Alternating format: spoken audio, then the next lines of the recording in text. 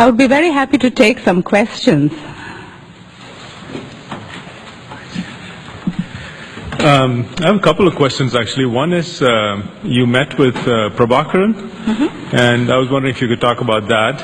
And the second is, we've seen the Congress Party wane and non-secularism ascend in Indian politics with the BJP. What is, from your experience standpoint of the history of terrorism, what do you think is the possible path of this wave of non-secularism and hate in Indian politics?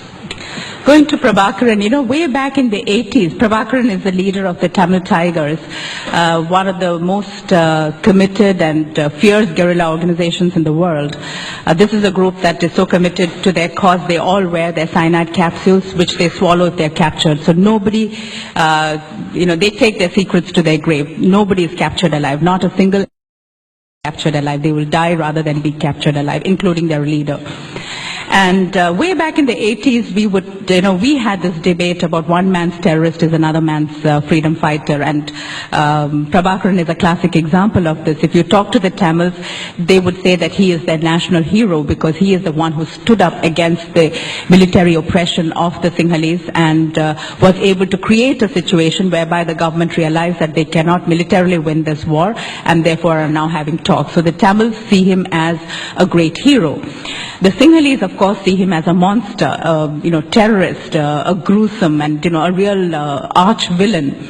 And of course, there has been a number of terrorist acts that he has perpetrated, and that is why the government of the United States, UK, Canada, and even India have banned the LTTE. And for us, for me personally, it was no problem, defining one or the other. As far as I was concerned, he is both and more.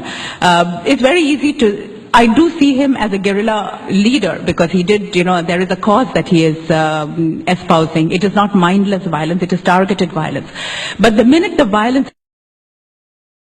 civilians and public buildings, that is an act of terrorism and therefore you are guilty and you have to be treated as such.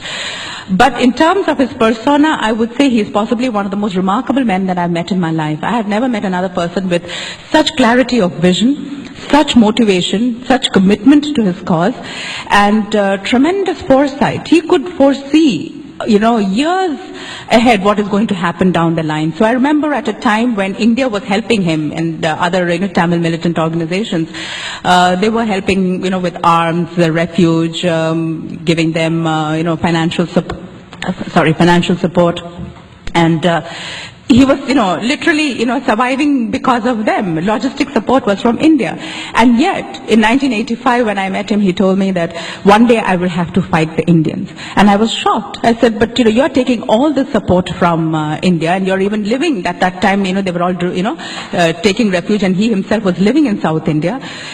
How can you say that you're going to fight India? He says, his thing was that, Sri Lanka is an island nation with about 18 million people, and Tamils are a small minority that live the northeast part. But the Tamil ethnic people also live in India, and that's 55 million Tamils live in South India. So Prabhakaran's reasoning was that India will never allow the separation of Sri Lanka, a division in Sri Lanka along ethnic lines. There will never be a Tamil homeland if India can help it, because the minute that happens in Sri Lanka, India will have to face a similar situation within India. The Tamils in India would want to secede. And there was a Tamil secessionist movement in India in 1962 in the same, South Indian province of Tamil Nadu.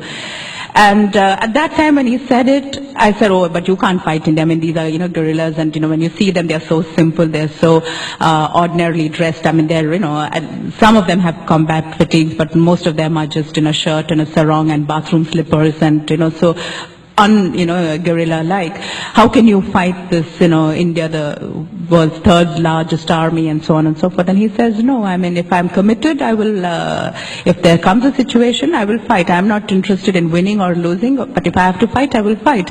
And, when I reported that, everyone said that I was romanticizing Prabhakaran, and, there's no way that this, leader of a small organization in a small little country like Sri Lanka can, take on their might of the Indian, military machine. And he did. 2 years later, he did. He fought, and it was a terrible situation. There was terrible loss on both sides, but he did. And it is a fact that when you talk to the Indian establishment, yes, they have every reason to prevent the breakup of Sri Lanka, because India, as you know, we are like Europe. I mean, we have different provinces, each with its own language and culture and history and cuisine and everything. They're completely separate.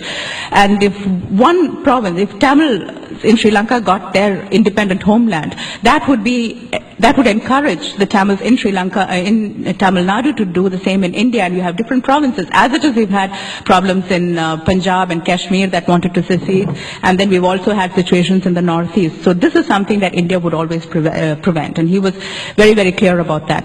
And even about talking about whether he would get his Eelam, he's fighting for a separate state called Eelam, and he said at that time, whether I get Eelam or not, this is in the 80s he's saying, whether I get Eelam or not would depend on domestic factors as well as international factors. And the reality is that there is a feeling, and even though, of course, Prabhakaran started this peace process, or agreed, to be part of the peace process before 9/11 happened, he was pushed further into that process because of 9/11. Today there is no tolerance. There is no international tolerance for terrorism. And that has, pushed him further into the peace process. So there are these international factors that he was well aware of. But of course, at the last time that he met, when I met him, he said, but there is focus and focus. There is focus right now. Big countries can't remain focused on, one particular subject for very long, and that could well be prophetic again. So we don't know how, he can, I haven't met him now to see what his, next prediction is.